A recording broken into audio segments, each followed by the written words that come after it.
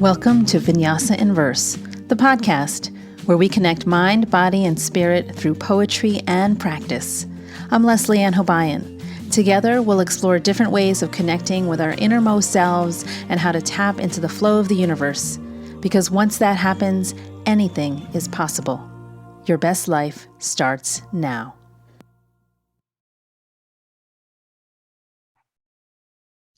Hello, loves. Welcome to another episode of Vinyasa in Verse. How are you on this beautiful day? I hope wherever you are, you can take a moment to just be still, to be present in the body, to really feel your body and know that there's beauty in that, in the deep breath that we can take right now, right here.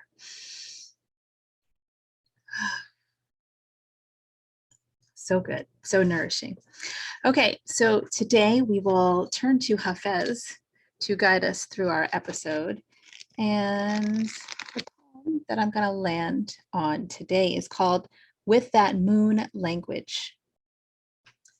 With that moon language, admit something. Everyone you see, you say to them, love me. Of course, you do not do this out loud. Otherwise, someone would call the cops.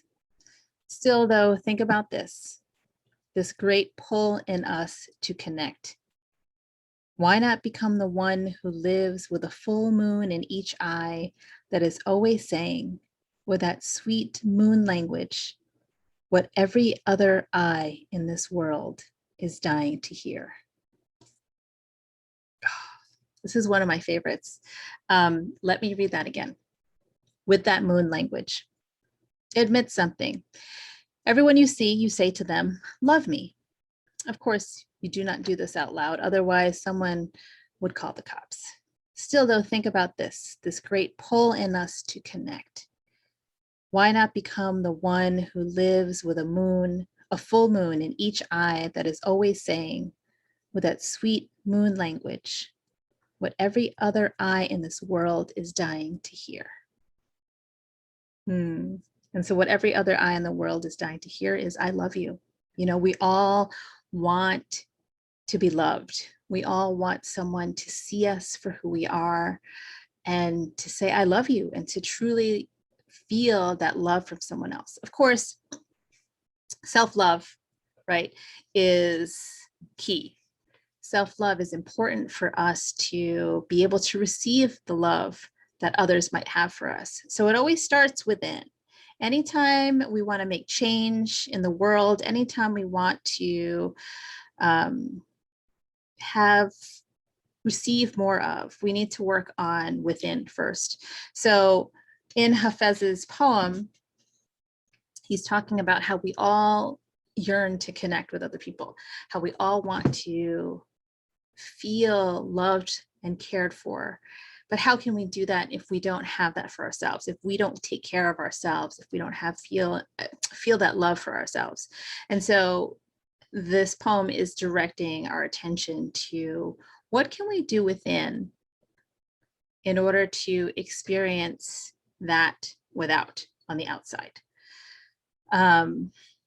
It's so like, well, first of all, I love the moon, right? And so to think about moon language gets me excited. I'm like, oh, the moon, I love the moon. It's not a full moon right now. It was last week. And it was a beautiful one. I don't know if any of you pay attention to the energies of the moon, but last Thursday was a full moon, and that energy felt very loving, very nurturing and supportive. And now we're in the phase of the waning energy of the moon.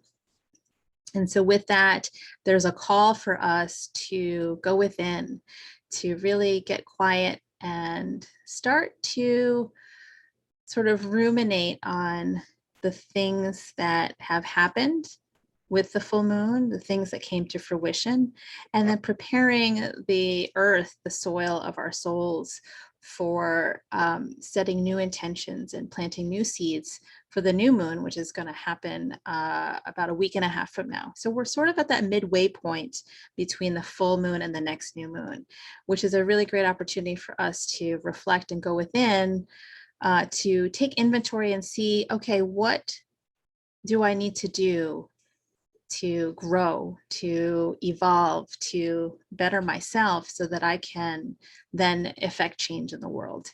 And that's a really good question for me to ask right now, because I'm thinking about racial trauma. And this is something that I've talked about on the show before. And it's one of the core themes of the work that I do. I am one who wants to offer healing for folks, healing from trauma, both known and unknown. And recently I've been focusing on what racial trauma looks like. And it sounds very abstract, right? It sounds very general. It's like, what is racial trauma exactly? What does it look like? Who's affected by it? How does it present itself in the world? And so I wanted to just take some time to elaborate on this concept of racial trauma, because I myself have been trying to articulate for others, what does racial trauma look like in the world, in us as people, amongst each other? And, does it look like walking across the street if somebody of color is coming your way and you feel nervous? That is this racist response that a lot of us have been conditioned to enact, right? There's the idea that a Black man is dangerous. And so if he is coming your way, that perhaps you should cross the street out of your own safety, when in reality, there's probably no danger at all. It's just a person walking on the street. So that's one way in which racism shows up, right? But can we also look at that as a form of racial trauma? Now, racial trauma shows up differently in different people, depending on what race you are, depending on what community you identify with. And so I want to look specifically at communities of color, because we are the ones who are subjected to the racism, to white supremacy. And yes, white folks do experience the trauma of racism, not as the recipient of racism, but as one who's been conditioned by it, where they're not even aware of the unconscious biases. But that is for another discussion. So today I just wanted to take the time to look at what racial trauma is and how it shows up in communities of color. For me, it looks like people pleasing, for sure. When we are perceiving threat, when we feel that we are under some kind of threat, some kind of danger, we've got the sympathetic nervous system, right? And the sympathetic nervous system activates us into freeze, flight. Why am I blanking? Freeze, flight, fawn, and fight. Oh my goodness. Woo, it's been a day, my friends. It's been a day. The energies out there in the of the planets are really messing with my cohesion today. But yeah, so the sympathetic nervous system is fight, flight, freeze, and fawn, right? So where a lot of us are familiar with that, where if we are in danger, maybe our response is to fight whatever is coming at us, or we flee. We let's flee the scene, get to safety, run away. Freeze, stay still. If we're still, then no one will know that we're there. If we freeze, the danger will not see us. We're not going to bring attention to us. And fawn is a kind of freeze. A fawn is a people-pleasing mode. It is, let me take care of you, the person who might inflict danger on me. So if I take care of you, then you won't harm me. That's the logic. That's what the people pleaser is.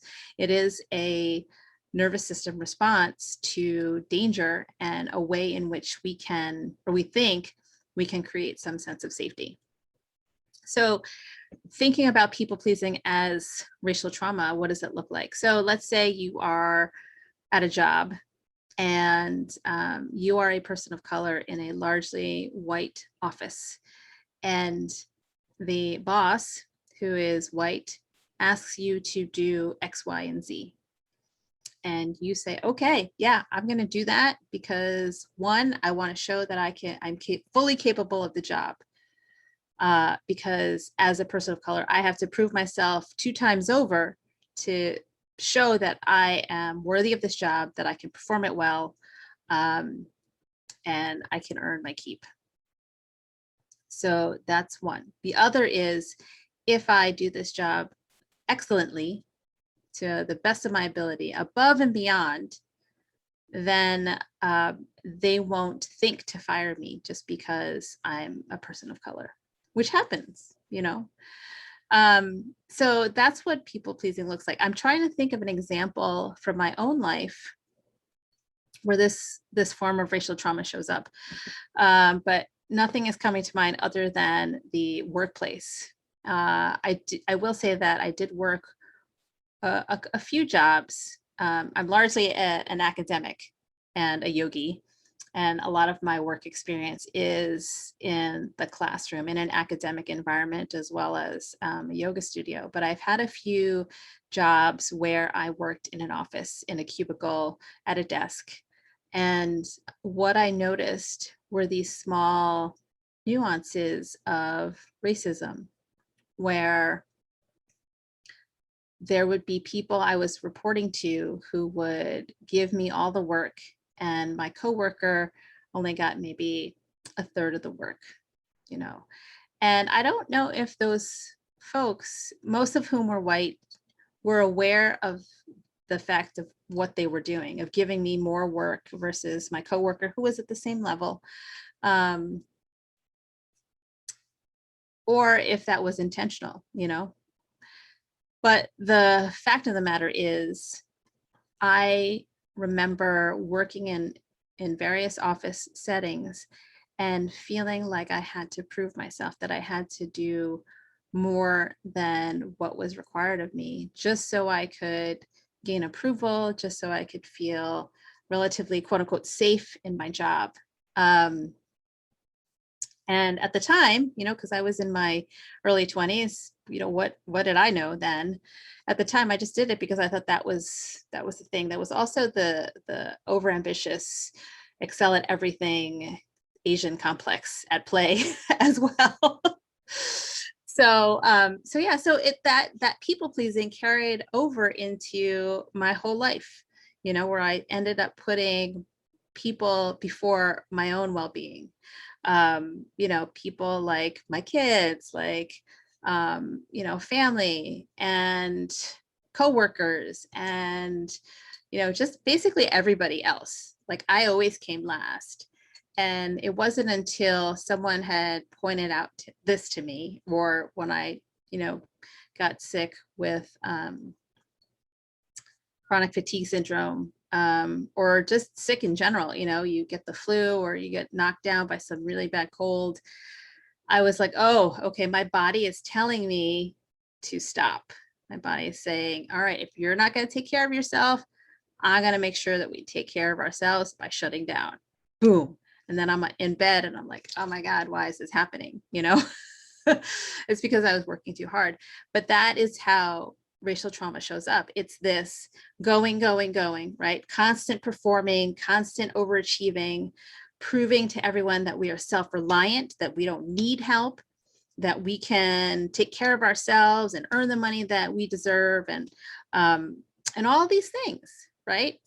And what's interesting, as I get older and as I learn more about who I am and who I'm being in the world and what's possible beyond just getting a job and earning income, there's so many other possibilities for wealth, for example, beyond just working a job.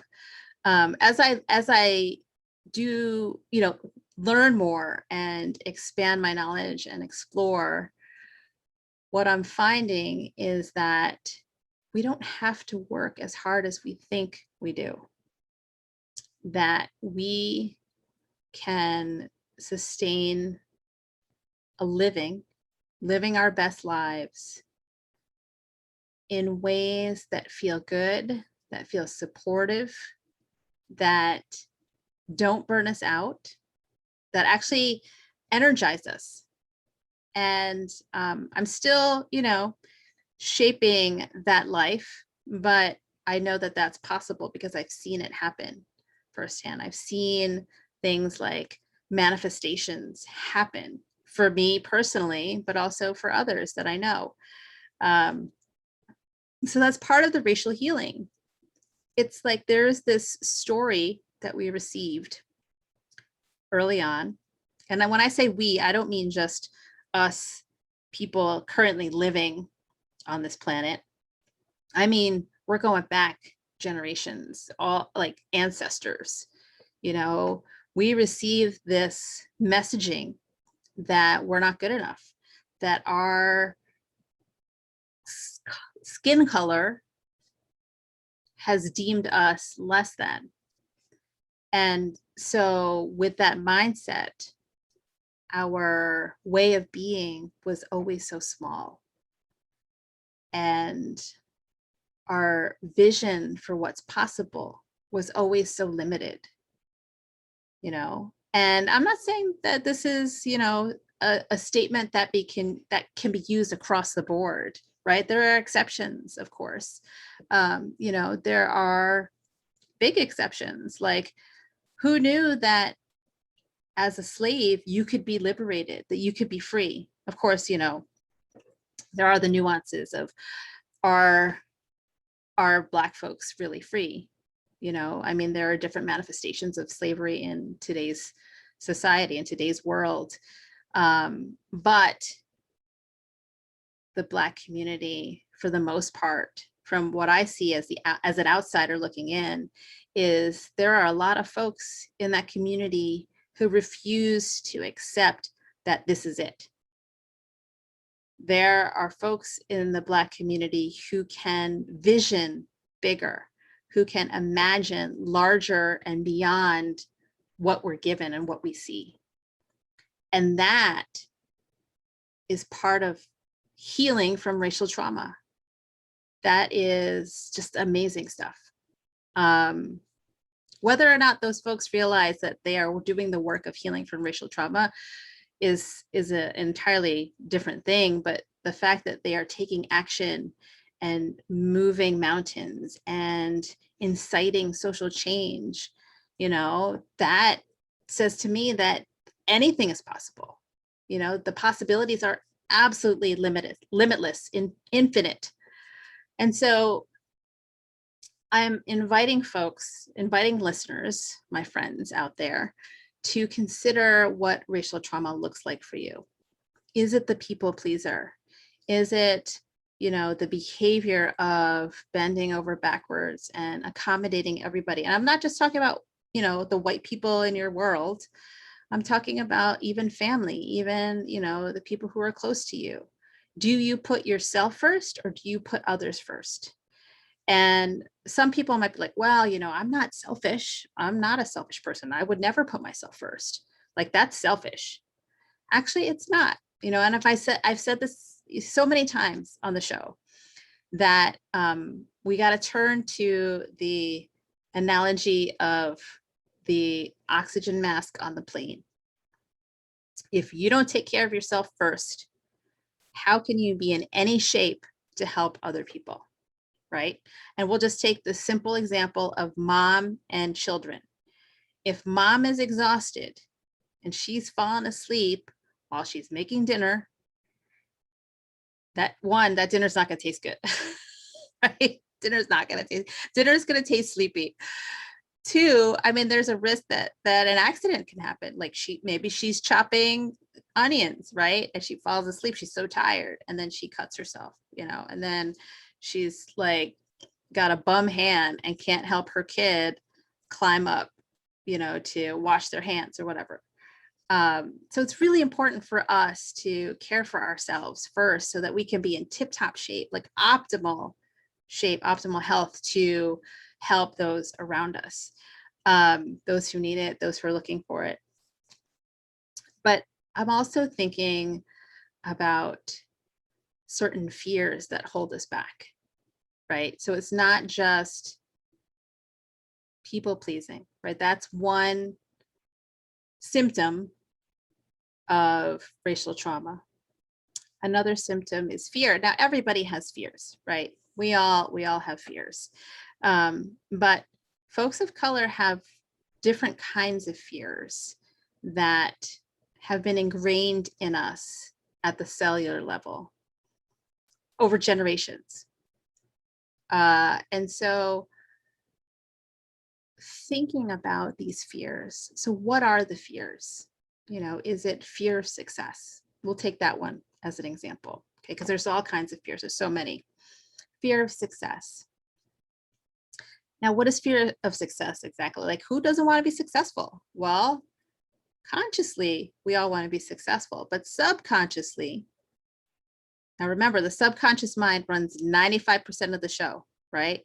And our conscious minds don't always get access to what the subconscious actually knows. So bear with me on this, okay? So yeah, consciously, we all want to be successful. Subconsciously, maybe not. Because what does success look like? What does it mean? Maybe it means that you're more visible, and you don't want to be visible because as a person of color, you're bringing attention to yourself. White folks are be like, who the hell is that? Who does she think she is? You know, getting hers, trying to make money, whatever. Like, nah, that's not how folks of color are. They stay down. They, you know, there's no such thing as a wealthy person of color, except for Oprah and Beyonce and Serena Williams. Right? There's no. There are no wealthy women of color. I cracked myself up. But yeah, so fear of success, more so than fear of failure. So failure is easy. You know, everyone's like, oh, I'm so afraid of failing. Actually, you're not. I mean, because failure happens all the time. Every time we try something, we fail. It's a matter of us assigning meaning to certain results. So we might try something, you know, let's say we try sushi for the first time, right? We eat it, we don't like it, failure, right? We eat it, we like it, success. Again, depends on your definition of success and failure. But I feel that the fear of success outweighs the fear of failure. I think the fear of failure is just a cop-out. Fear of failure is just, I don't want to try that thing because I'm afraid of what that might mean. Because what that might mean, if I succeed, means something entirely different, means that I am more capable than I believe to be. Are you following all this? I hope so. Okay. So fear of success, racial trauma there, right? Because when we succeed, we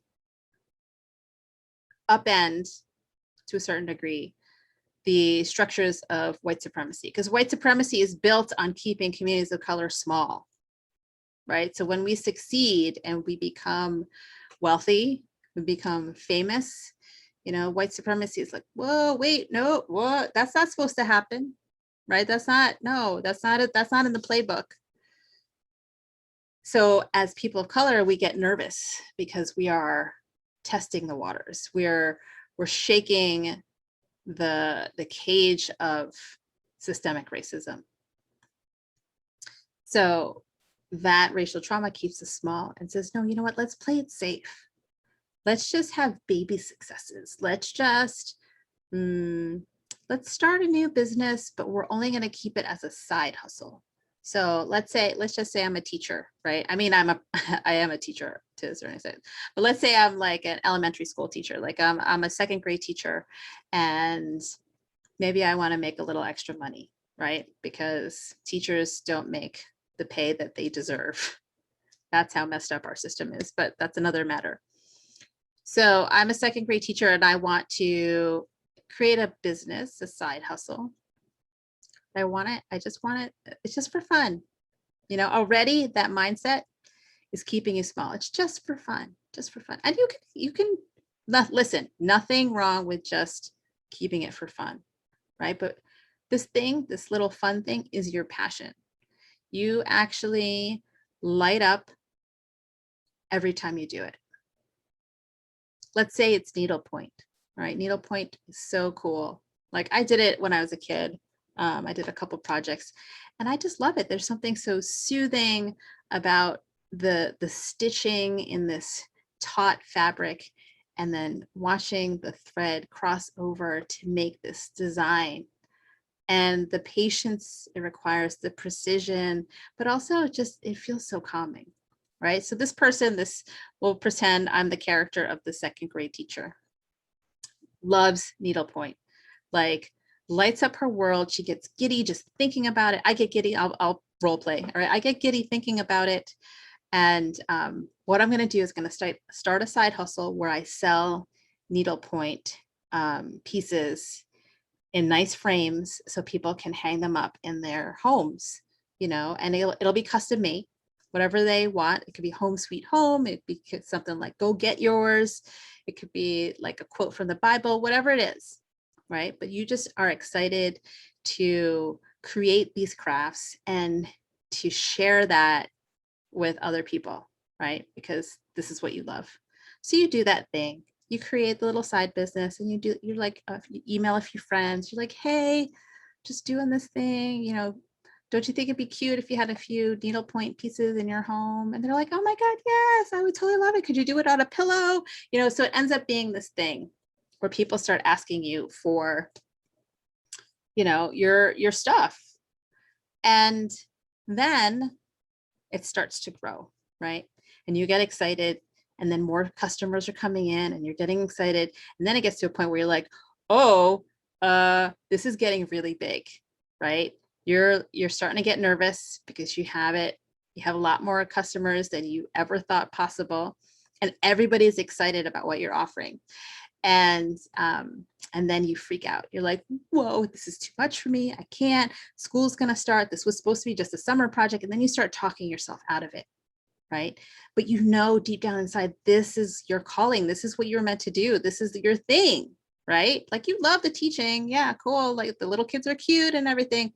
But this is something that you would get up early for on a Monday morning.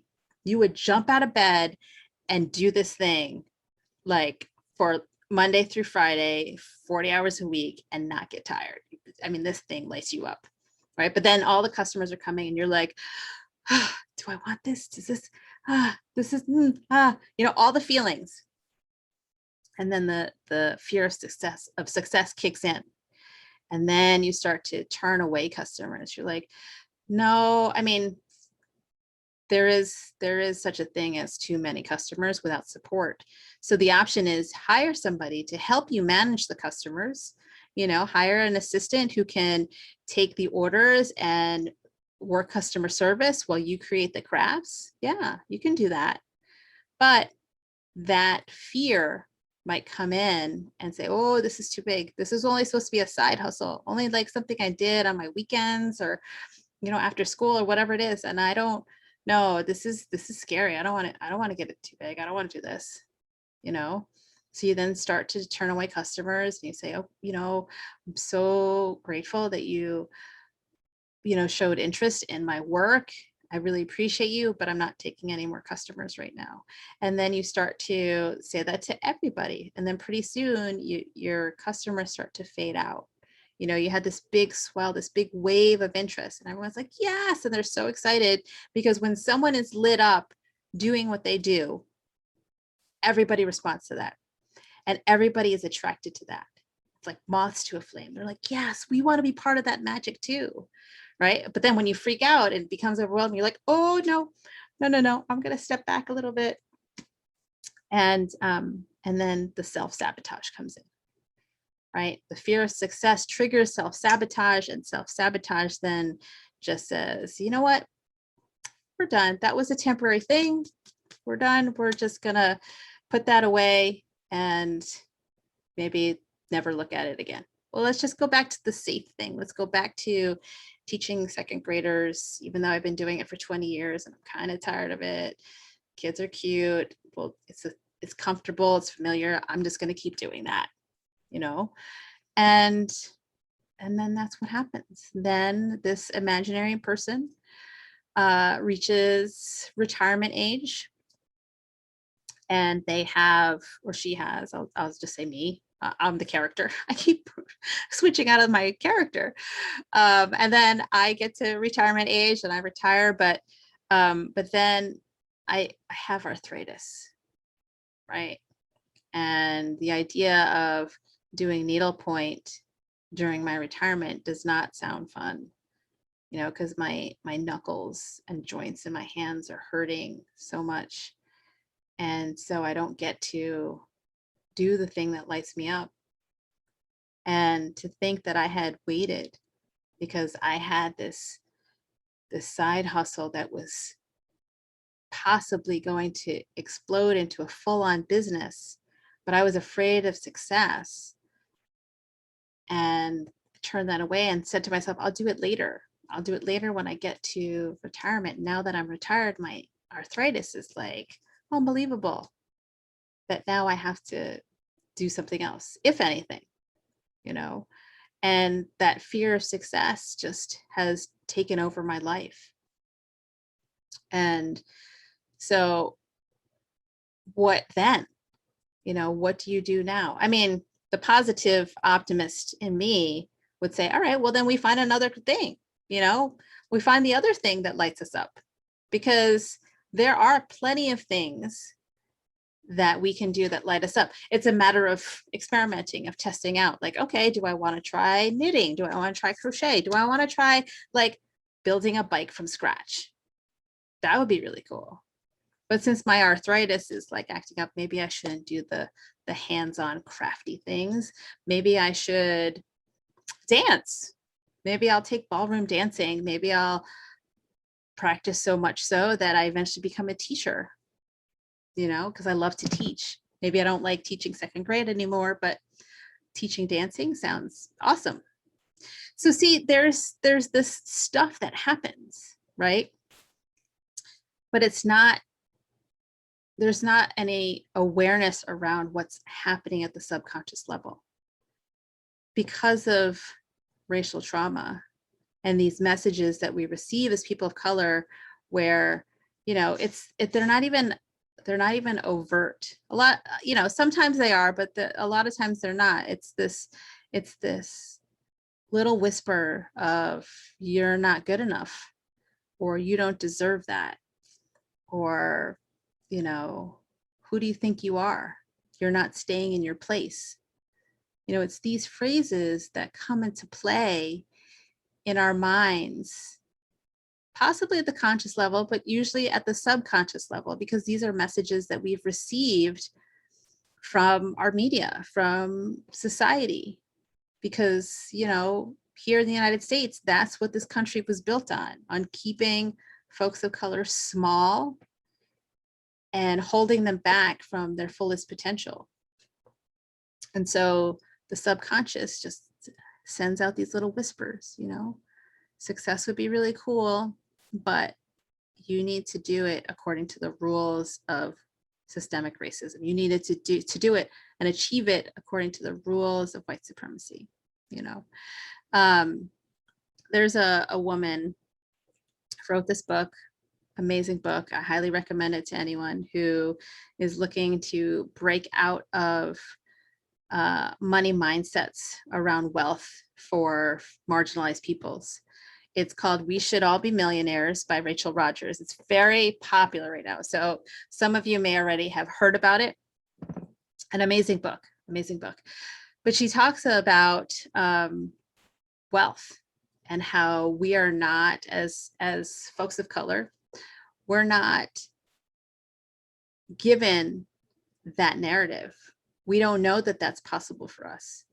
And so because we don't know that, and we only know what we know, we stay small and we stay locked into that system of racism and oppression without even knowing it. So that is what racial trauma looks like. It's the way in which we move through this world, the way in which we are being that feels safe and feels small, despite the larger voices in our head, well, not the larger one. So there's this, I'm trying to remember, it might be A Course in Miracles that talks about that tiny voice inside. The teeny, teeny, tiny voice inside is God speaking to you. It's your intuition, it's your divine knowing, right? And it's teeny and tiny because our external world has put so much on top of that. All these lies, all these limiting beliefs, all these stories that don't resonate, that aren't true. And so that teeny tiny voice, in order for it to be heard, we need to get quiet. And then it will say to you, you are possible. You can do anything. You are worthy and you deserve all the things.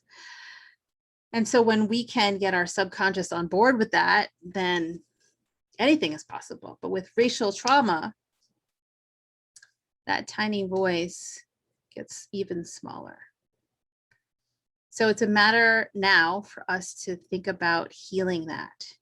We create awareness around the trauma, right? We have to create awareness. That's where everything starts. These days you hear it everywhere, like mindfulness. Let's be mindful of this. Let's be mindful of that. It's bottom line is we're creating awareness. We're creating awareness around our thoughts, around how we speak, around how we move in the world, how we interact with people. Awareness, awareness, awareness, right? But then you get to that point where you're like, all right, got some awareness. Now what do I do? Got some awareness, and then what you do is you look at the root of your limiting beliefs. You look at the root of what your fear is doing to hold you back, where that fear comes from. And then you can start to undo that stuff. You can unlearn some stuff. You can uproot the stories that have been passed on through our generations over so many years that have been ingrained into our DNA. We can change that. There's nothing permanent in this physical body, which is interesting that I just said that because I was reading Pema Chodron's Welcoming the Unwelcome the other night, and one of the teachings in there is talking about the life and death cycle. It's this reminder that nothing is permanent. Everything is changing. Everything is changing. And so our cells, I think, if I'm remembering correctly, every 7 years, you have a new body at the cellular level. The cells are dying and being reborn frequently, that every cell in your body in this moment will not be the same cell 7 years from now. You're going to have a whole new body. That's actually kind of cool. It's like, yeah, all right, I got to reset. But not entirely a reset, because I know there are those who have chronic injuries and they are still hanging out and you're like, I thought this woman said I get a new body every 7 years. That means, as far as chronic injuries go, your body is giving you a message about something that needs to be healed, something at the energetic level, the emotional level, the spiritual level. And so to take a look at that, our bodies are always telling us messages. So anyway, I think I lost track of what I was saying. But we're talking about healing racial trauma and thinking about creating awareness, right? And that's where I left off, creating awareness and looking at how we can heal those wounds. We see the thing, we see the wound, we see how it got there. The next step is to figure out, all right, how do I heal this? How do I close that wound? How do I put some salve on it? How do I love it? How do I incorporate it as part of who I am now? Because you are in this place, in this moment in time, in this present moment, because of all the events that led up to this moment, good and bad, right? And here's a reminder. things that happen in our lives are neutral. It's information. They're just things. They're events. It's us, our consciousness, our human brains, whatever you want to classify it as, our humanness. We are the ones that assign meaning to it. So, for example, we'll say there's a car accident. You get into a car accident and the immediate meaning assigned to it is, oh my God, I can't believe this happened to me. How, like, it's traumatic. It's a negative thing. If you're the one causing the accident, you're like, oh my God, I can't believe this happened. This is a nightmare. This is like the worst thing ever. That's one response. The other response could be like, whoa, what just happened? Okay, car accident. Holy moly. All right. So is everyone okay? Yes? Okay. Wow. That car accident just reminded me that I need to be present in this moment instead of my brain wandering off somewhere else. See how there's two different responses to the event, right? The event is neutral. What we assign it in meaning is what creates the nuance. Anyway, okay. So healing racial trauma, that is something that we will talk about next time. I wanted to just give an overview of what racial trauma looks like and can be like. And then next week, we'll talk a little bit about how to investigate possibilities for healing it. Once you create awareness, what then? What do you do? Put it under a microscope, maybe. You'll have to find out next week. All right, so to close our episode, I've got The World I Leave You. Once again, this anthology is amazing. I just keep bringing it back over and over again. And I'm just going to do the same thing I did with The Gift and Russian roulette. Roulette the poems. Oh, I just landed in the middle of one. Okay. This one's by one of my favorite poets, Ocean Vuong. This poem is called Prayer for the Newly Damned. Dearest Father, forgive me, for I have seen, behind the wooden fence, a field lit with summer, a man pressing a shank to another man's throat, steel turning to light on sweat-slick neck. Forgive me for not twisting this tongue into the shape of your name, for thinking this must be how every prayer begins. The word please, cleaving the wind into fragments, into what a boy hears in his need to know how pain blesses the body back to its center. The hour suddenly stilled. The man, his lips pressed to the black boot. Am I wrong to love those eyes, to see something so clear and blue, beg to remain clear and blue?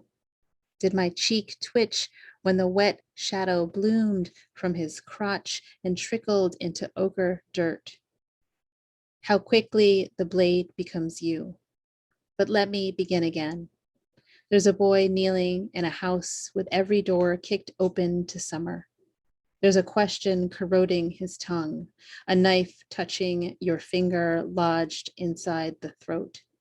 Dearest Father, what becomes of the boy no longer a boy? Please, what becomes of the shepherd when the sheep are cannibals? Ooh, man, that. That was not, yeah. Ooh, that was not an uplifting poem at all, but it was deep and powerful. And that's okay, because we don't always have to end on a happy note, but it's definitely something to ruminate upon, to consider. All right, my friends, I hope you have a beautiful week, and we will close the episode as we always do. The divine light in me bows to the divine light in you. Until next time, namaste.